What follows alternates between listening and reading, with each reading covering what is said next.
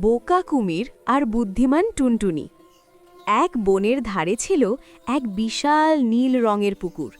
সেই পুকুরে বাস করত এক বিশাল কুমির, যার নাম ছিল ঘ্যাচাং।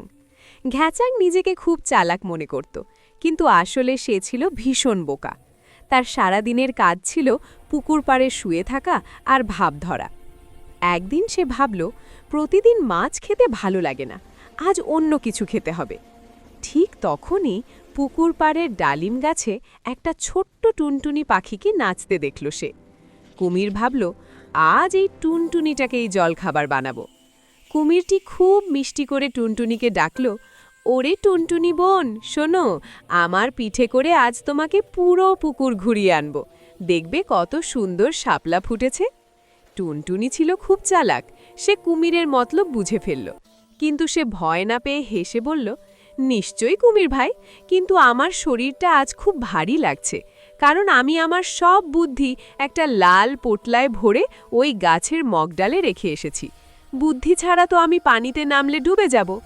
কুমির তো অবাক, সে ভাবল, টুনটুনির বুদ্ধি যদি সে হাতিয়ে নিতে পারে তবে সে বনের রাজা হয়ে যাবে। সে বলল, ঠিক আছে, তুমি চট করে গাছ থেকে তোমার বুদ্ধির পোটলা নিয়ে এসো, আমি এখানেই অপেক্ষা করছি। টুনটুনি ডালিম গাছের মগডালে উঠে গিয়ে আড়ালে বসে থাকল। কুমির নিচে হাঁ করে বসে আছে, কখন বুদ্ধির পোটলা পড়বে। বেশ কিছুক্ষণ পর টুনটুনি একটা বড় পচা ডালিম কুমিরের হাঁ করা মুখের ভেতর ফেলে দিল। পচা ডালিম মুখে পড়তেই কুমিরের মুখ তিতো হয়ে গেল।